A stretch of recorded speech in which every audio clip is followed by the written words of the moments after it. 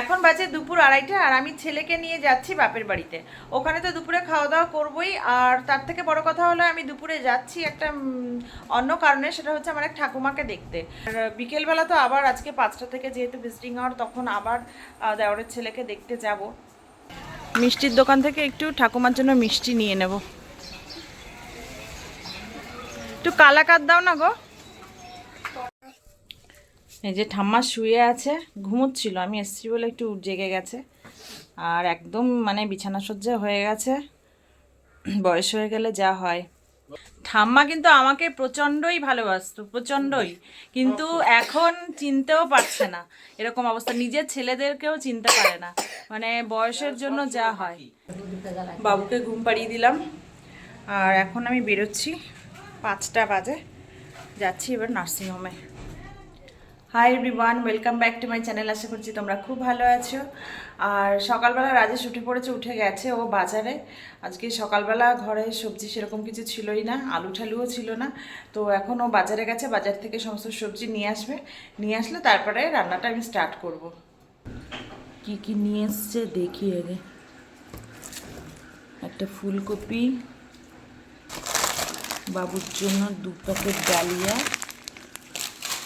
আর হচ্ছে একটা পেঁয়াজ কলি নিয়ে এসছে, শিম, এর মধ্যে অন্য কিছু আছে মনে হচ্ছে, পটল আছে, কাঁচা লঙ্কা, আলু আর পেঁয়াজ আছে। তো ফুলকপিটা বললো কি এখন ভাজা করে দিতে, এটা ভাজা করে দিই, ও নিয়ে চলে যাবে। রাজেশ বেরোচ্ছে এখন, সাবধানে যেও, টাটা। এখন বাজে দুপুর 2:30 আর আমি ছেলেকে নিয়ে যাচ্ছি বাপের বাড়িতে। ওখানে তো দুপুরে খাওয়া দাওয়া করবোই, আর তার থেকে বড় কথা হলো আমি দুপুরে যাচ্ছি একটা অন্য কারণে, সেটা হচ্ছে আমার এক ঠাকুমাকে দেখতে। তো ওনার বয়স অনেকটাই হয়ে গেছে, কিন্তু কয়েকদিন আগে শুনেছি যে মানে পড়ে গিয়ে উনি বিছানা সজ্জা হয়ে গেছে, মানে আর চলাফেরা কিছুই করতে পারছে না, বিছানাতেই থাকে। তো আমার না সময় করে যাওয়া হয়ে উঠছে না। সন্ধ্যাবেলার দিকে যাই আমি, বাপের বাড়ি মানে কাছেই একদম বাড়ি, মানে সন্ধেবেলাতে যাই, তো ওই সময়টা গিয়ে আর ওনার বাড়িতে আমার যাওয়া হয় না।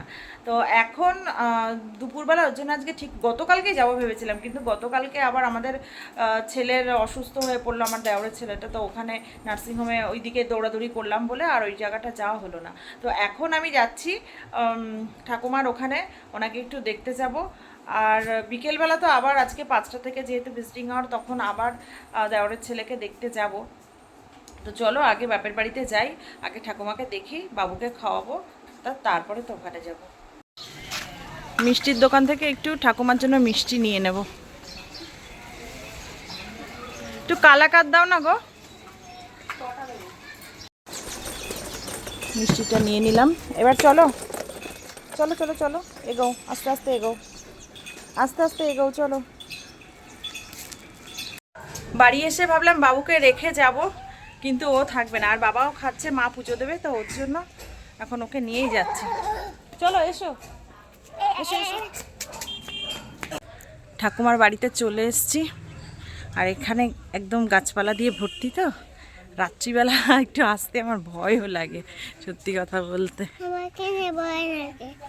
কোথায় আছে ঠাম্মা? কোথায় ঠাম্মা? ঘুমাচ্ছে তোমার। ঠাম্মাকেই তো দেখতে আসলাম। ঠাম্মা যখন বসে থাকে সকালে। এই যে ঠাম্মা শুয়ে আছে, ঘুমোচ্ছিল, আমি এসছি বলে একটু জেগে গেছে। আর একদম মানে বিছানা সজ্জা হয়ে গেছে, বয়স হয়ে গেলে যা হয়। প্রায় 96 না রে? হ্যাঁ 96 বছর বয়স হয়ে গেছে ঠাকুমার। ও ঠাম্মা, কে আমি? ওর নাম বলো মা, ওর নামটা বলো তো।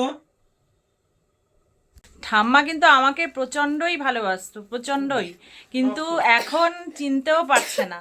এরকম অবস্থা, নিজের ছেলেদেরকেও চিনতে পারে না, মানে বয়সের জন্য যা হয়। হ্যাঁ, তো আর কি করা যাবে, উনি ভালো করে চিনতে পারে, ঘুমিয়েছিল তো, ঘুম থেকে উঠেছে, আর চিনতে একটু দেরি লাগে, তো এখন বুঝতে পারছে না কে। তো যাই হোক, একটু কথা বলে তারপর চলে যাব। আর আমার ছেলের অবস্থা দেখো, গরম লাগছে। ঠাকুমার বাড়ি থেকে চলে এসেছি বেশ খানিকক্ষণ, এসে বাবুকে খাওয়ালাম আর এখন আমি খেয়ে নেব। এই যে ভাত নিয়ে নিয়েছি, আজকে মঙ্গলবার বলে আজকে সব নিরামিষ।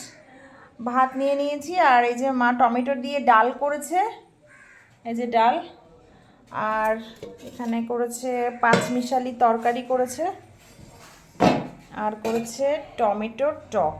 তো চলো খেয়ে নেওয়া যাক এবার। বাবুকে ঘুম পাড়িয়ে দিলাম আর এখন আমি বেরোচ্ছি, 5টা বাজে, যাচ্ছি এবার নার্সিংহোমে।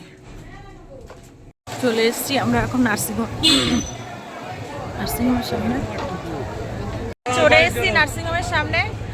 আর অনিতা মানে আমার জায়ের এই যে মা আর বাবা, তো মাম্মিজি পাপাজি এসছেন এখানে, ওনারা ওপর থেকে দেখে এলেন, এবার আমি যাব দেখতে। প্রথম গেট থেকে দুজনকে ছেড়ে দিল, বললো যে যান, অসুবিধা নেই। আর ভেতরে এসে লিফটের এখানে এসে বললো যে দুজনকে যেতে দেওয়া যাবে না একটা কার্ডে, তো ওই জন্য রাজেশ জলের বোতল দুটো নিয়ে দিতে গেল, আর ও দেখেও আসবে, ও এলে তারপর আমি যাবো। দেখা করে চলে এসছে, ঠিক আছে, ঘুমোচ্ছে, এরকম চলে এসছে, তাহলে আমি যাচ্ছি এখন, আমি দেখা করে আসবো। তোমাকে তো বলছি, ঠিক আছে। আমি ওপর থেকে দেখা করে চলে এলাম, আর দেখা করে এসে ভীষণই ভালো লাগছে, কারণ মানে সবাই যারা যারা আগে গেছিলো তারা সবাই দেখেছে ঘুমিয়েছিল, তো আমি যাওয়ার পরে দেখলাম যে ও জেগে আছে, আর আমি কথা বলছিলাম তো হাসলো একটু, তো একটু শরীরটা ওর তো উইক আছেই, তো সেইভাবে ও অতটা হাসছে না, তো মোটামুটি কথা বললে হাসছে, তো দেখে একটু মনটা ভালো লাগছে ভীষণ।